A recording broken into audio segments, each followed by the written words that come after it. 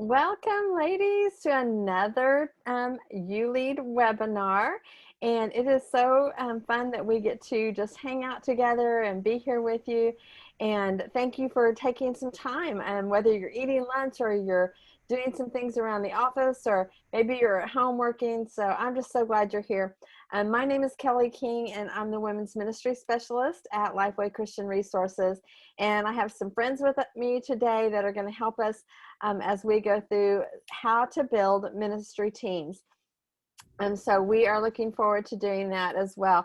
Just a couple of quick announcements that I want to make before we jump into this. I want to make sure that you all know about the Living Proof Live simulcast and digital event that's coming up in October. And also our Women's Leadership Forum. We are doing a live event. We're going to be doing a live event, which will be smaller, and we've kind of limited the number of people, that can come to that. But we've closed the live registration down, but we've also provided a virtual event. So if you've ever been to Leadership Forum, you know the fun that we have and all of the information and content that you have. And we are going to try to make the best of doing a virtual event. So you want to sign up for that. It's $150. It's 2 very, very full days. You get access to the content for 12 months afterwards, and you're going to get a special VIP box that includes your program and includes some resources, all the fun stuff that you love getting at regular forum. You're still going to get that. So we're excited about that too. So yeah, I want to just make a couple mentions real fast. Go ahead and open your chat section up, and we'd love for you to just give us your name and where you're from. I think there's going to be, over 90 of us here today on this webinar, and then we'll post the recording later on the LifeWay Women YouTube channel. So make sure you go to YouTube and subscribe to LifeWay Women, and you'll see that as well. Okay, well, I'm done with all the Minister of Announcements here. Also, just one more thing, Q&A. If you've got a question, go to the Q&A section, and we will post your questions, and then Michelle Hicks is going to be online, and she's going to be watching for those, and we'll take time to do that. And we'll just kind of be going back and forth and seeing some of the things that you have to say and questions, and we'll make time for that at the end. Okay, well, y'all be praying. One of our panelists is having trouble connecting today. So Merritt Johnson is supposed to be here, and you know what? She may pop on here at any moment, and I hope she does.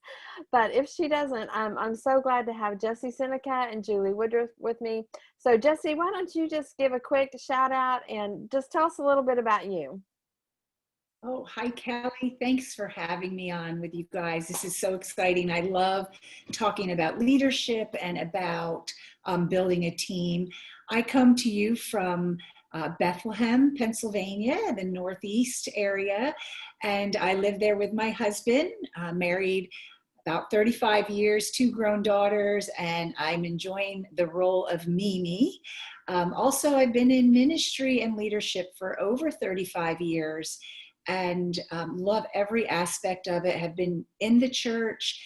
I have a ministry outside of the church as well, and just love being a part of women and helping them embrace the calling that's called them to, and then helping to motivate them in that walk. So thanks for having me today. Thanks, Jessie. And your internet, we're also struggling a little bit with Jessie's internet today. So just y'all keep praying for that. Merritt, I saw that you were on the chat. So, oh man, I don't know what's going on with not being able to connect to us. But if you've got questions for Merritt, just know she's on the chat as well, and she'll be able to do that. Julie, jump on and tell us a little bit about you and what you do. Hey, Kelly and Jessie, I'm glad to be here, and I'm certainly praying for Jessie's internet and for Merritt to be able to jump on with us too.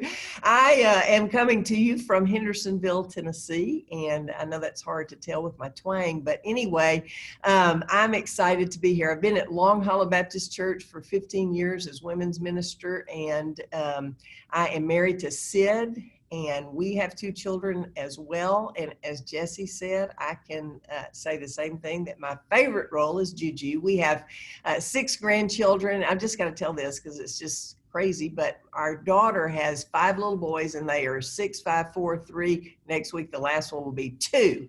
And then our son has a little girl. So I love being a mom, but I really love being a grandmother. Well, I mean, you know what? I'm just a little bit jealous. Maybe someday I'll be a grandmother. Yes. I'm kind of just in the waiting mode, and that's okay. I'm good with the grand dogs right now, so that's always fun. But I know that that's such a fun role for you guys as well. Okay, well, we're going to jump in, and we are going to talk about building ministry teams, but we thought it might be fun to do a poll. We've been doing this at our webinars, and so we're going to do something real quick, and I'm going to start a poll, and we're going to ask you real quickly about how many people are on your current leadership team. So I'm going to put this up here, and you just spend a moment thinking and just help us do this. So click on, are you the only one on your team? 2 to 5, 6 to 8, 9 to 11, and I just put 12 because, you know, that's what Jesus had, and some of you have more than 12. So here we go. Y'all are pulling away here. Looks like the 2 to 5 are helping, or like winning this. Got a few more in there coming along. All right, I'm going to end the poll. I'm going to share the results here. And if you can see that, it looks like 45% of you say that your current leadership team is anywhere from 2 to 5 people. And I'm sure that has something to do with maybe the size of your church or the kind of team that you're leading. So that's really interesting. The next one was 9 to 11. And then, well, actually it was tied with, some of you have more than 12. So 12% of you said more than 12. And then 21% of you guys, y'all, this is huge for us to consider. 21% of you say, hey, I'm just doing this by myself. And so hopefully we can maybe talk about that and how you can get, you know, a little more help in that. So let's kind of start. And I think the first place we start when we talk about teams and building a team is thinking about how we begin with prayer. I mean, that seems like a very obvious thing, but let's talk for just kind of specifically, how have you like maybe seen the Lord put together a team? How have you spent time praying for people? So Jesse, why don't you jump in, and Julie, you follow up with what Jesse says. Yeah, Kelly, I think you're right. I mean, I know you're right that prayer is a real vital part of building a team. And I'll be honest, you know, early on in my ministry life and leadership time, I kind of tacked prayer on to the end or the beginning, right, to open up a meeting, but not like fully embracing what prayer looked like and how it really changes the team. And so for me, that's been a growing and learning experience of including prayer as a main bullet point, you know, on the agenda. And I did an event back in 2016 where I kind of totally changed my meeting agenda time and just started it with prayer in a separate room from where we did the agenda, the meeting notes, and all of that. And we spent an hour in prayer with our team. Now, I know that might sound like a lot of time to some of you, and you don't have to do it that long, but it really helped our team bond with one another, and also just to be away from those meeting notes and be able to focus on prayer with one another and with our team. And so that really helped our time, there you go. You know, together. Yeah, you were cutting out just a little bit, but go ahead, finish what you were saying. Just that adding that prayer time at the beginning really changed the way our team bonded with one another and got to know each other even on a more intimate basis. And then that helped and affected, you know, the team camaraderie as well. So I think prayer is a huge aspect of building a team. And also, as you're looking at building the team, praying and asking God, who do you want me to put on this team? Because there's so many times we have the preconceived idea of who should be on the team, and we don't leave any space open for God to work. And so I think adding that prayer element into building the team helps God build the team and not you personally building it on your own. Yeah, that's so good, because sometimes I think we kind of get ahead of God a little bit, and because we kind of know people that we want to put on our team, but allowing him to work in that's really important. Julie, what would you add as far as your experience? Well, I agree with everything Jesse said, and I would also just say that I've done it both ways. I have prayed and I have not prayed at times and just put people on, and I have found that every time I did not listen to God, then there was typically problems, along the way. So I think it's very important to pray about who to be on the team, as well as what Jesse said, considering your team coming together in unity. It always has to be the central thing that we do is spend time in prayer. We do that every time we meet as a servant team, and seek God and what he wants. I never want us to get to the point where we think we have anything to do with ministry. It has always got to be led by the Holy Spirit. And so leading our teams to do that is so important. And I have seen when I prayed through the people, when I listened, when I watched, I would just say, don't build a team immediately when you become women's minister, because if you're new to the church, let me put it that way, because if you've been in a church a while, then you already know personalities and people. But if you're new to a church and to a ministry, then I would certainly spend time as you pray, looking and watching to see who God kind of raises to the top for you as far as leadership potential. I love how you just said, like, you call it your servant team, because I feel like sometimes we see it as a leadership team, but really, Julie, it's a servant team, and it's not just a volunteer team. Like, there needs to be a sense of ownership and calling, and a desire that you're serving these women. So I love that you said that as well. Well, Merritt, I'm so glad we figured out. I looked at all the people who were on here, and it was like I got to promote you to panelists. Like, there's a way to do that. So I don't know how we did it, but we did. So let's jump to you, Merritt. I want you to introduce yourself. Make sure you unmute yourself. But then I want you to think about, okay, so we start with prayer. We're praying for who's going to be on our team.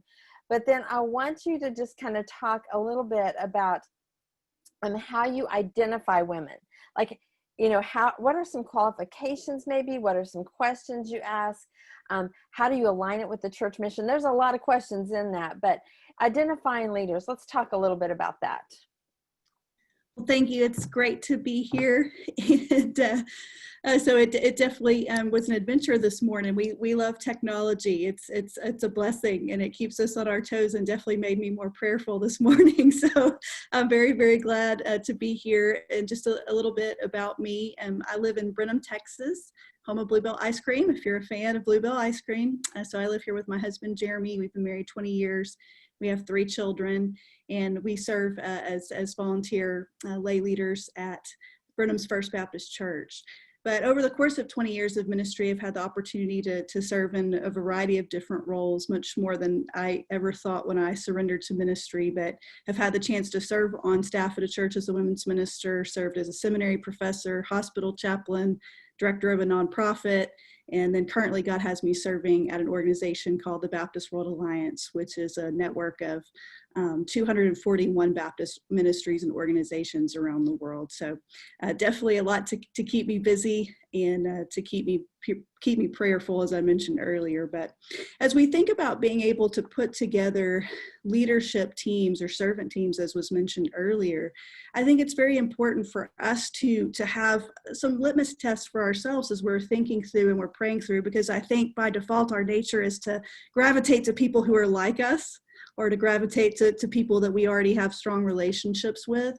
And so in order to make sure that we're putting together the team that's going to be the most diverse, that's going to be the team that God would have to serve in this capacity, I think it's good to have some questions to process through. And so just over the years of building ministry teams, there are about 6 questions that I've put together. And these are really the questions that I ask before seeking out someone to serve on a ministry team. And so I think the first question is this woman passionate in her walk with God? Because the reality is the quality of her leadership is going to be directly correlated to the quality of her fellowship with God. So if you see that God is moving in this person's life, then it's going to be likely that God's going to move through them as well in a position of ministry. And so asking that first and foremost, is this person passionate in her walk with God? I think secondly, being able to ask, do her beliefs correspond with church leadership? In order to have an effective team, there has to be a foundational alignment, a mission and ministry alignment. And I think that's really important, even as we look at women's ministry in the context of the overall church or organization, that we want to all be driving in the same direction because we want to get to the same destination. So being able to think through beliefs and ministry philosophy, is there already alignment there that corresponds with the mission and vision of the church? I think also asking, does her schedule and season of life allow for this commitment? Because choosing the right team member, it's not only about finding the right person, it's about inviting her in at the right time. And so even the most qualified of people sometimes is navigating a season of life that is just not conducive to being able to take on additional responsibilities. So really thinking through, where's this person at in their life? And is this a season and stage that's conducive to being able to step into another position of ministry and leadership? Also asking, do her spiritual gifts and abilities fit the job that needs to be done? So as I mentioned earlier, rather than just gravitating to people that are like-minded or similar in personality, really thinking through, this is the needs that exist right now within our ministry. And so God, help me to see the person that you have uniquely gifted and given life experience and talents and abilities to fill this specific role. The next question, I think, is, does she currently cultivate relationships with other women? So is this a part of just her DNA in the way that she lives her life as a disciple of Jesus Christ? Is she a person that is already in the active process of encouraging and mentoring and discipling other women? Is she cultivating those types of relationships? And so if you see that that's already in place, then it's just a natural progression for her to be able to take on some ownership within ministry. And then, does she have the qualities needed to work well within a team? And so a person's ability to lead well is often correlated to whether they can follow well. So if they've demonstrated that there's a humility there, that there is a loyalty and allegiance to God's authority first and foremost, but then also just a willingness to follow other authority. I think when we see that in a woman's life, and that helps us to know that she's going to come into that team role and really be able to thrive and be an encouragement and a support to everyone on the team. Those are great questions, and Michelle's put those in the chat, or Catherine's put, so you guys have been putting those in the chat. So those would, I would write those down. I would keep those. Those are great questions to have and stuff. You mentioned in one of the questions talking about diversity and spiritual gifts. So I want to hear from all 3 of you, like, how have you used maybe a spiritual gift assessment or maybe a personality test when you've looked at your team? Do you do that before you invite someone to your team? Do you do it after they're part of your team? So Merritt, since you kind of mentioned that, I'm going to jump in, let you start, and then Julie, we'll go to you, and then Jesse. How's that sound? Yeah, that's great. So I think obviously it's great to start with a spiritual gifts assessment. LifeWay has a great one that you can use. And so it's always great to see how God has uniquely gifted someone. And then I think there are incredible resources out there, one that people are using quite a bit now in terms of personality is the Enneagram. And so even just in my own life, that's been helpful to me to help be able to spotlight some of the strengths maybe that I have as a leader, but also some of the weaknesses that I didn't even realize. And this helped me to be able to see that so that that helps me to know how can I grow as a leader, but also how can I surround myself with people that are just wired differently. That's the beauty of the body of Christ, is that we're all supposed to be performing our unique functions and roles. And when that happens, we're able to be so much more effective. And so rather than always assuming the burden as the leader that I have to become the greatest leader that the world has ever seen by adjusting my personality and all these things and doing all that, I think it's great to alleviate yourself of that burden and say, God never intended for us to be the sole leader, that God has called us instead to be people that surround ourselves with members of that body to make ourselves all the more effective. Absolutely. Julie, jump in there. That is just so good. And how boring would it be if the whole team looked like me? You know, it's one of those things that God has gifted the body for the sole purpose of building up the body. And if we have a team that has the same gifts and the same abilities, then we're not going to get very far. And I think often, as we think about women, we all know it. You know, women, we can often make, whether it's, you know, thinking, okay, we're on the leadership team or whatever, we can take that and blow it out of proportion in our pride to think, okay, well, look at me. But when we look at a team and putting gifted people and people serving in their giftedness, it changes the whole thing. And diversity is so important, and finding leaders that have strengths where you don't is so important, because I certainly don't know it all, nor do I have a lot of gifts and abilities, but boy, I look for people that are strong where I am weak to help build up the team. Yeah, that's a really good point, Julie, of just, you know, we may not always see our weaknesses, but other people sure do. I heard something yesterday that when someone does criticize you, there's probably, even though we don't like it, there's probably an ounce in there. There's probably just a little bit that really is true. And we need to kind of listen to not just that, but maybe just to see, is there someone else that does this better? Or can I bring someone along that I think would be a good help to me? Yeah, Jesse, you want to add how you have used maybe spiritual gift tests or personality tests? Yeah, I mean, both Julie and Mara have great things to say. And I think one of the biggest things that even Merritt mentioned in those 6 steps or 6 questions was just being watchful, right? Being watchful of those that you do ministry with, or if you're a Bible study leader, you know, women who are a part of your Bible study, and being watchful. And we absolutely do not want to build our team with a bunch of mini me's. And I think by doing these spiritual gift tests or the Enneagram, whatever it might be within your team, it helps, as Julie mentioned, to know weaknesses and strengths. And it also helps you as a leader know how to communicate with each of your members of your team, because someone may have a totally different personality than you do. They handle a situation opposite than you do. And if you don't understand that person's personality, all you do is get frustrated. And I know even early on in my ministry years, you know, we're going back a lot of years now, we didn't have all of the personality test and the Enneagrams and all of that, you know, in those early years. So the frustration was just building and building and building. And then once I was a part of a team that started to work through some of that spiritual gift testing, it just opens your eyes to understand the different personalities within the team, and again, be able to handle each one of those situations in a manner that's, you know, glorifying to God, and also building that team cohesiveness. So I think that helps with building team cohesiveness as well. I think too, Jesse, you know, something you said, and just when you think about, you know, the diversity of your teams and getting to know them, there's something really beautiful about how God works, you know, in the midst of all that differences.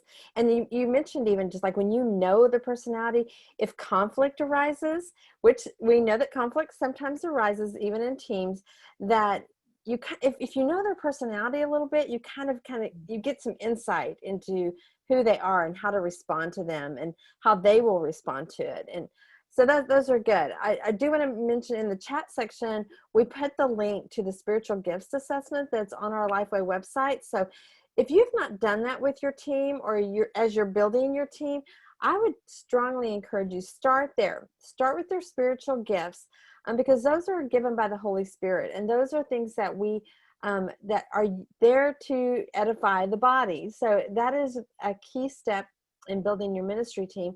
But again, personality tests and things that people have developed are also super helpful.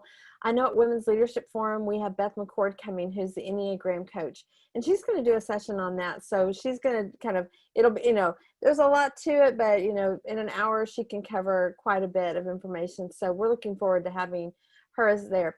So, okay, let's just say you've prayed. Okay, so you've prayed for the people that you are thinking about for your team. You're asking the questions of, like, is this woman going to be the person someone I want to do? You maybe identified them. You're seeking their spiritual gifts or personalities.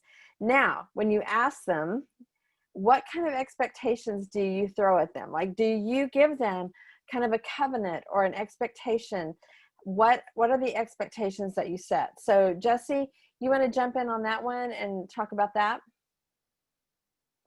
Yeah, sure. That's a big one. I think letting our teams know the expectations of what they're coming into a ministry, having them know what the vision and the mission of that is, and making sure, as Mara has already said, that they're, engaged in that, and if they're passionate about that particular ministry. I think that's really important to know that they're passionate about it. But I know over the years, some things that I have done that has been helpful is to write up a job description of the area that they're coming into within that team, and having it, written out, and have them read through it. Maybe you have them sign a contract, whatever you might do. And also check with your church leadership. They may have something that they've already have in place, and you just utilize that as well. But I have found that when you do that, and Kelly, you mentioned conflict. And so if conflict does arise within this particular person or within the team, you have now that job description that you have written out and that they have kind of signed off on to be a part of and understand what their role is within the team and within the ministry. And if you start to see them veering off of that, you're able to bring them back to that job description and walk through it, talk through it. And sometimes we don't always know what's going on in their lives, and there might be something personal happening. And again, as the leader of the team or the servant team, I loved how Julie said that. It's our role and our job to stay connected with our team members, to know what's happening in their personal life. And so maybe within this, you find that out and are able to handle it a little differently. I think the biggest thing with conflict, Kelly, is not to sweep it under the carpet, right? To make sure that it's something you discuss and you talk about, so it doesn't get to the level of explosion, and then it's not good for anyone. Yeah, that's good info there. Julie, let's talk a little bit about diversity on teams, because all of you have kind of alluded to the fact that our teams should not look like us. They need to be different.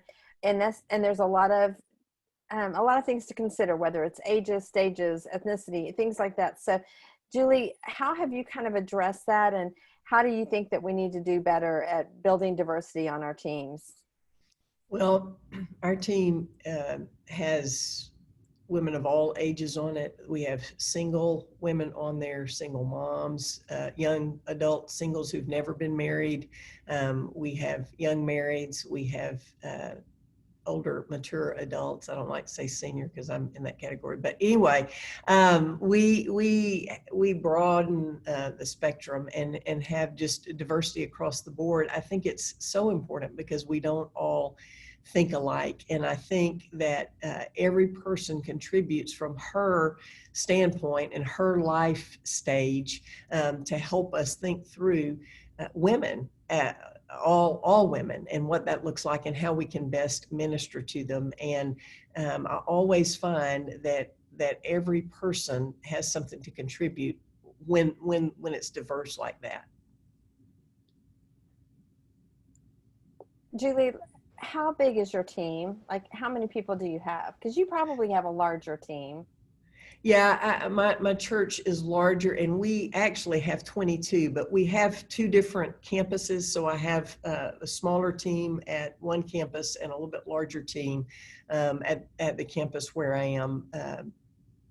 So I mean, at our larger campus. So Yeah, and you guys, I'm not gonna spotlight the video. I'm gonna have us all up here for just a second. But how did how have you, like, do you use different teams for different things? Like, do you have kind of a leadership team that does kind of one thing? Do you have like an event team, or how does that work? So yeah, Julie, jump in there, and then Jesse, Merritt, how that's maybe worked for you too. I've done it both ways, Kelly, over the years. I mean, when I first came to Long Hollow, we had different teams for different things, whether it was an event or Bible studies. We've kind of, through the years as we've grown, we have kind of just combined it so that we all meet together. But when there is an event, there's a specific person over it, and then she gathers, a team to help her that not necessarily are all on our servant team, but it's just women who, whether it's greeting or, helping decorate, those kinds of things. If it's an event, then we use women. And as we all know, the more you include in the planning, the more you include in the more will participate. And when they find ownership in what you're doing, then they share with their friends, and it just expands your reach. I think what Julie's even saying too there is delegation, right, Julie? Having that team Yeah. built, but also being able to delegate in those areas. And, I've kind of thought about our team, think about a sports team. There's, teams, there's players that are the main key players. If you think of a basketball team, right, they're the main players on the court, but then you have the sideline players. And sometimes, well, not sometimes, I think all the time, as a team, you have to have that real core team that is there through thick and thin, through everything, and is your main prayer people. They're a big part of who you are day to day. But then you have those other team members that maybe just help for an event, and they're on that particular team, and do the work for that. And so I think we have to have, just like Jesus had the 3, right? The 12, the 72, we kind of have to have that same core team that's a part of our everyday, life. Well, and obviously too, I would add to exactly what Jesse said, and I would add to that when those spiritual gifts test and those kinds of things, that you want people playing on the team in their giftedness, and so that helps us also to put people in and delegate different responsibilities to those who are passionate about whatever it is that God's given them that passion for. Yeah, and when they're passionate about a particular thing, then it's not like a drudgery. It's not kind of I have to go to Exactly. church and do this, or I have to help with this. It's more of I'm excited. I get to be part of this. And when you have different teams too, like maybe you have, Jesse, when you kind of said the sideline teams, it doesn't mean that they're less of a team. It just means they may have different responsibilities, and you may be able to identify potential leaders that you want to bring in to maybe oversee a team, which is good too. Merritt, what have you seen over the years with teams, as far as like just the diversity and building that?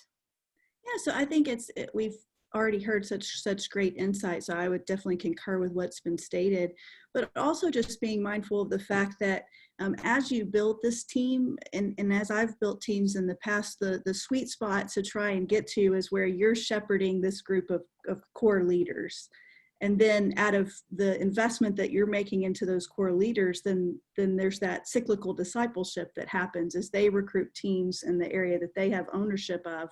And so as you're encouraging and discipling and helping to shepherd and to lead this core group, then that begins to find its way trickling down throughout your ministry. And that's really the whole process of discipleship. It's just happening in this service capacity, this ministry leadership capacity.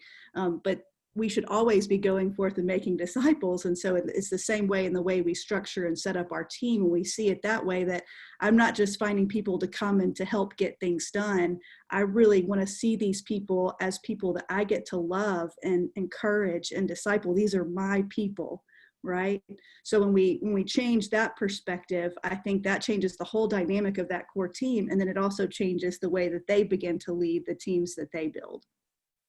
Yeah, because I mean, and we're going to talk a minute about just building community within your team, because, you know, when you have a good team that works really well together, the bond that happens and the friendships that happen, that's really important. And Jesse, you mentioned delegation, which is our next poll. So I'm going to launch the next poll, and let's do that. And then we're going to jump into some other questions.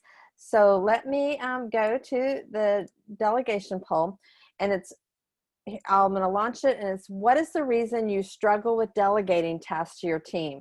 Because we all, as leaders, sometimes we struggle with this. Is it because it's easier and faster? I worry about asking too much from my team. You think someone might do it better than me, or I don't have a problem. Some of you may think, I don't have a problem delegating to my team. So maybe there's a struggle that you have. We're going to watch how this rolls.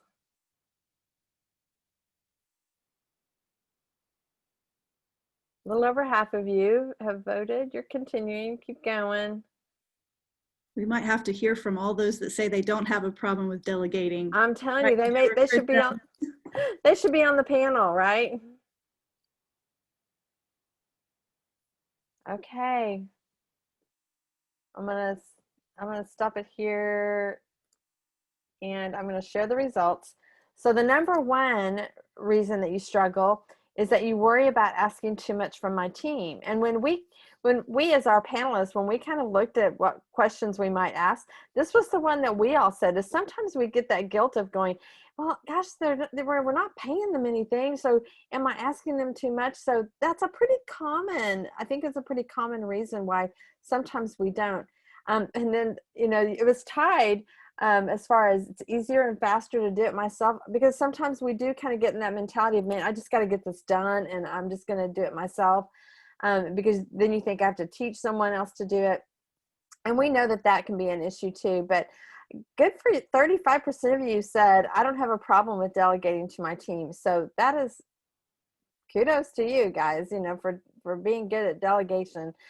Because we find that tends to be a problem. So I'll stop sharing the results of the poll, and we're going to kind of jump back into some other questions. So let's talk about community. Let's talk about how you build community and relationships with your team.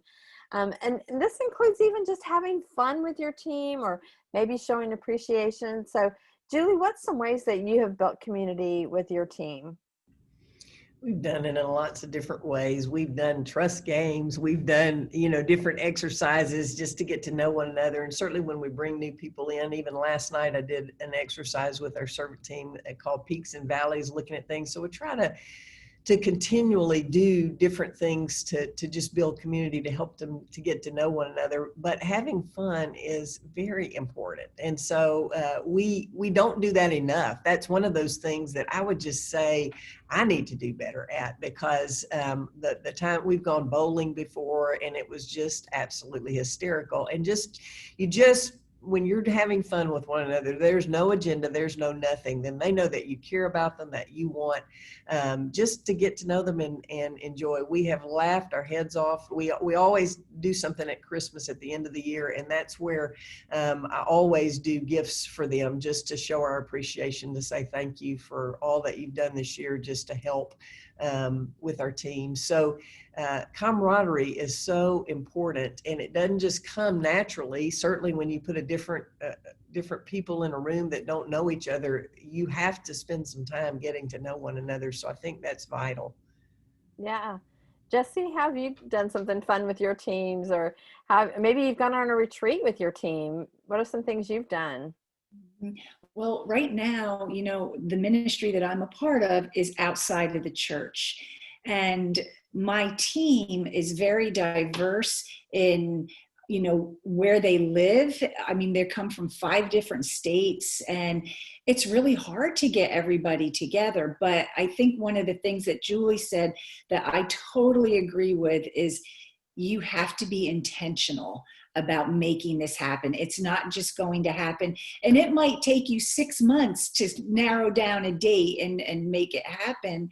But yeah, I've done a retreat with our ladies, and it has just been a blast, from wetting your pants of laughing too hard to, tears and boxes of tissues. And there's just something that happens when you go away together as a team. And it doesn't even have to be a full weekend. Ours was just overnight. And we packed a lot into like a 24 to 30 hour time period together. And it built that camaraderie that Julie was talking about. And you get to know each other on a more personal basis rather than just, being in a meeting or having a Zoom call or whatever it might be.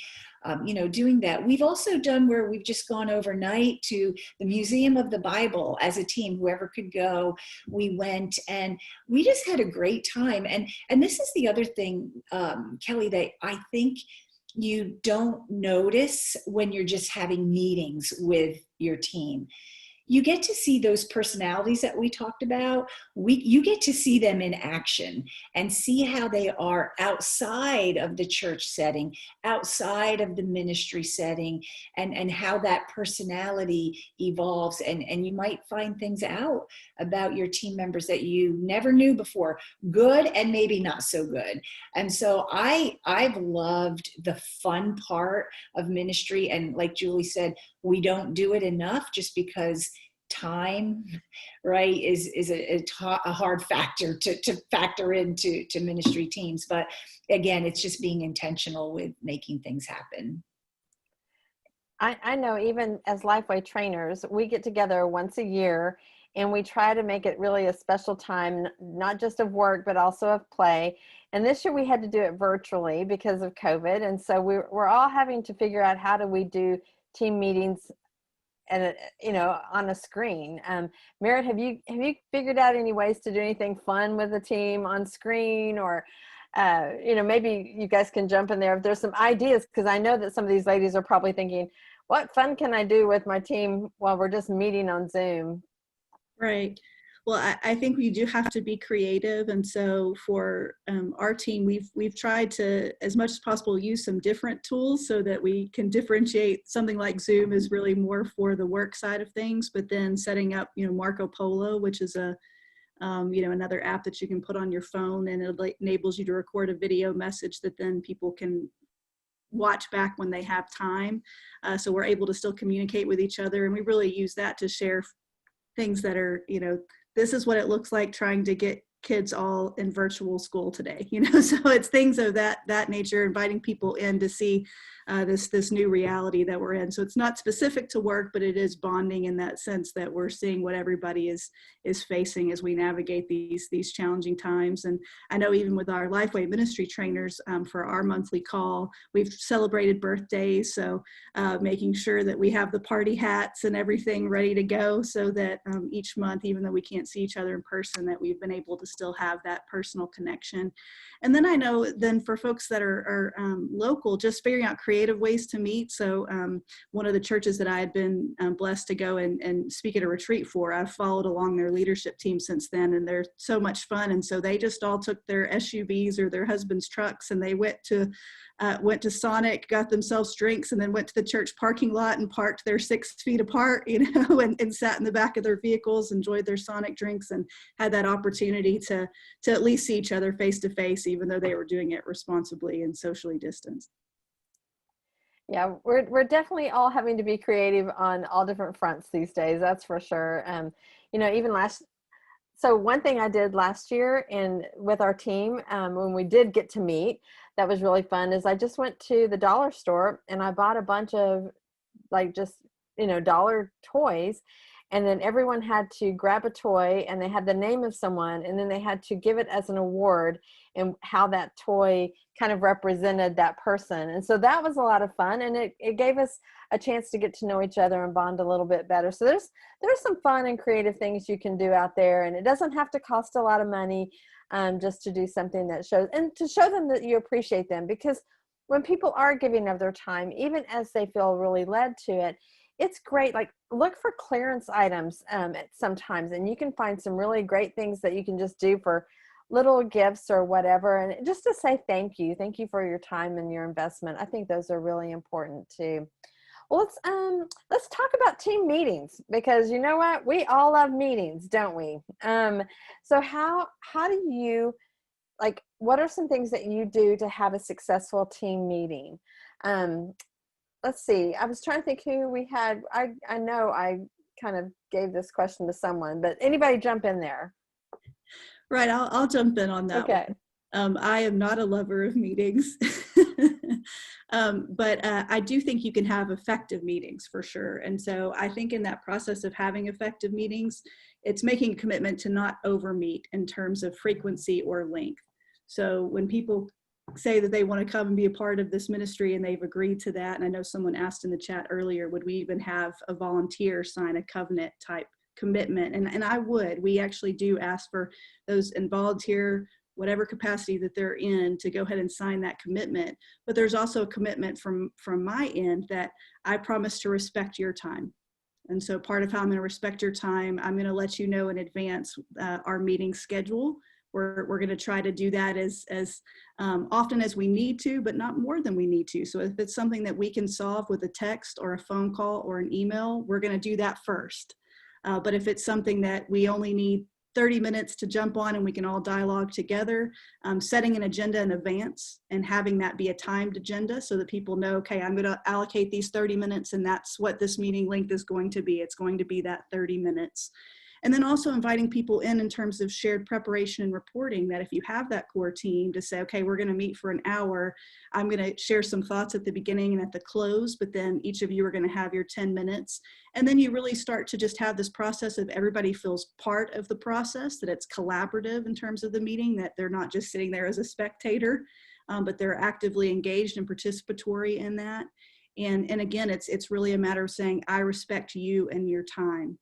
And so even just in the process of scheduling, I know Jesse and I talked about just using something like Doodle that lets you get those meetings scheduled. If you have to schedule something that's outside the norm of when you would meet, rather than sending around the email chain of 10 or 20 different things, it's an app that allows people to go in and go ahead and indicate when they're available. And then you as the leader can look at that once everyone has completed that and be able to choose a time that fits everyone's schedule.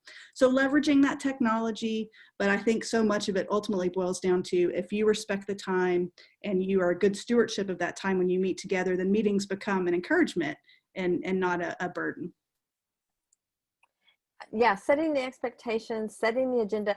I don't think there's anything more frustrating to me than going to a team meeting where there is no agenda. Like, it's just, I don't know what's going to happen, and I don't know how long this is going to, I mean, there's just something about just kind of knowing that there is a flow and everyone's going to have something, to do. And you're so right. Like, if only one person is talking in the meeting, then just send me an email. Meetings are for collaborating. So I think that's really important too. Well, something that we brought up when we were discussing this webinar and as we were putting this together is, what happens when you inherit a ministry team? So let's say you've been asked to be the leader and the team is kind of given to you and you don't have any say in who's already on that. So Julie, like, how have you dealt with that? Have you dealt with that? And what's some good practices for that? Fire them. Fire. No, I'm just playing. I'm just playing. We can't do that. But that is a difficult spot. And I've heard it over and over through the years of people who have inherited a team. And I think we can pray and sometimes pray them out, just because new personalities, different personalities, and you come in as a leader and there's a struggle there. So That would be my first line of defense, is just going before the Lord. And then I would sit down with them personally and talk through the struggles and what you see as the area of conflict, and find out what they're passionate for. A lot of times we inherit our own problems. I say that all the time. So when we're putting together a team, we want to be careful there. But when it comes to us getting them and we had nothing to do with it, it's important that we spend time getting to know the people that are on the team, find out who they are and what they're, all the things that we've already talked about, where they're passionate and those kinds of things, because a lot of times it could just be that they're being misunderstood. I'm thinking about my very first team, and I had prayed and done all the right things, and then we had 4 very strong-willed women on that team, and I was the one that had put them on there, so I just began to think, oh Lord, what are we going to do here? And it just kind of became fun. Because I knew I got to know them well enough to know, okay, this is going to go this way with each different person, but yet it sharpened us. And so rather than sometimes seeing it as a major conflict, maybe how can this sharpen us as a team, because we all think differently and God has them on there if they're there to stay. I think it's important to get to know that person and find out what makes her tick. Well, and I know we're teasing about firing people, but you really did address this. There are going to be people that you may need to figure out a way to get them off the team, or like maybe help them see it where they are better suited to serve.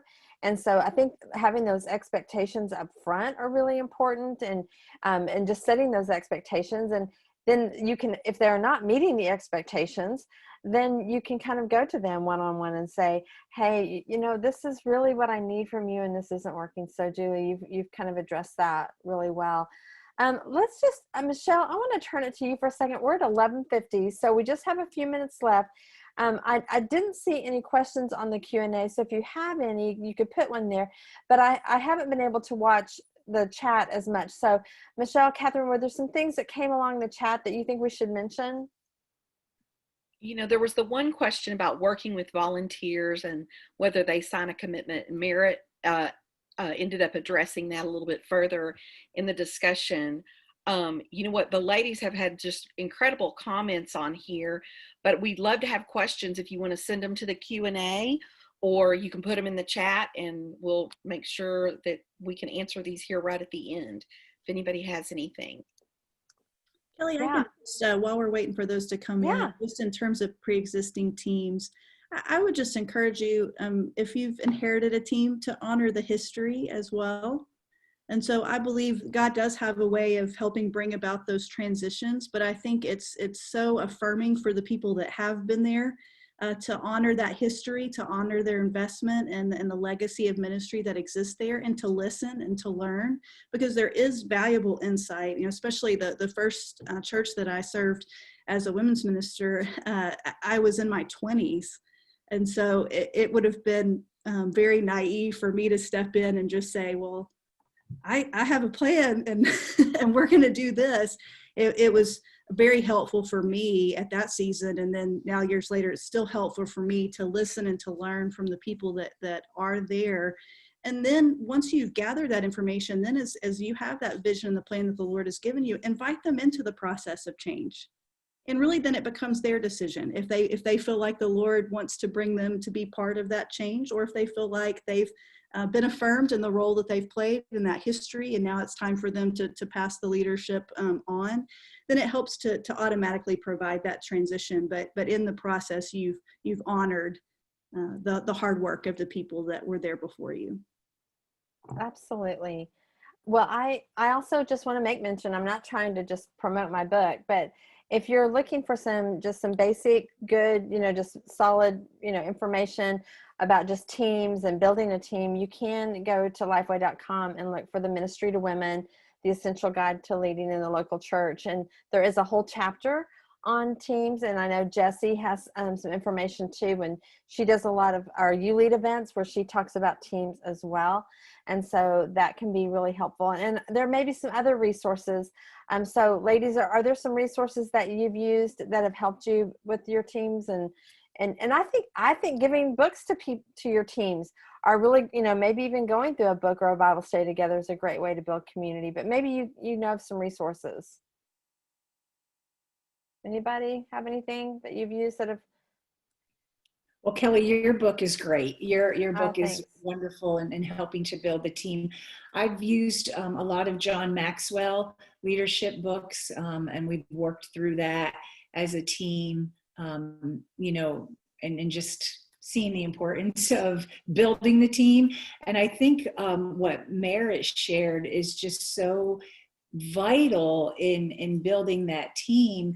And as we've all talked about, and I think I'm listening to all of this all day, this hour, and I think, man, where was this session when I was building a team that very first time, right?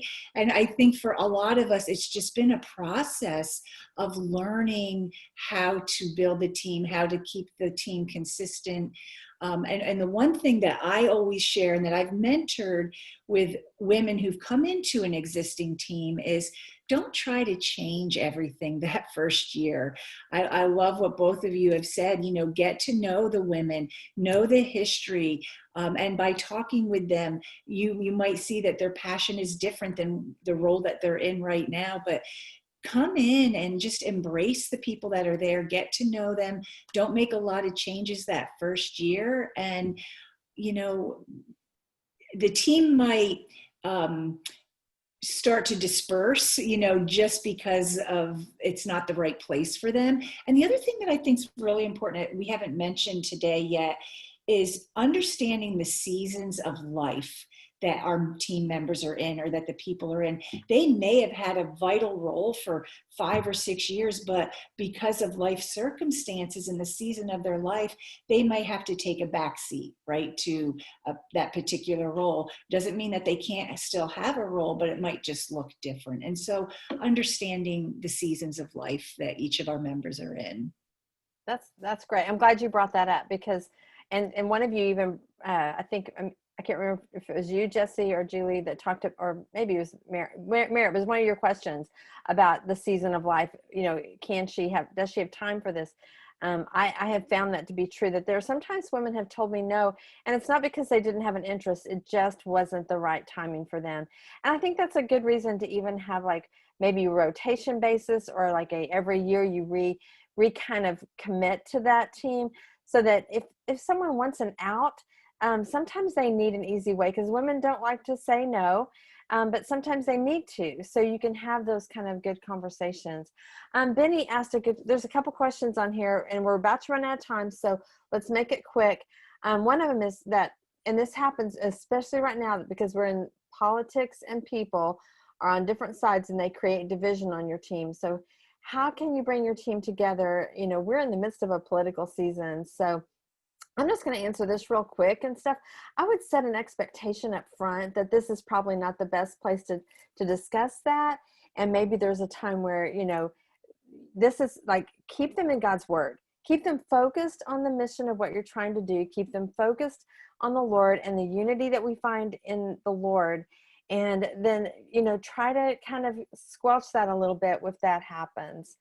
And then she also Vinny asked, how do you bring it to the attention of your leader without adding weight on them or feeling like a telltale? So, so maybe, okay, Catherine, you're going to answer that?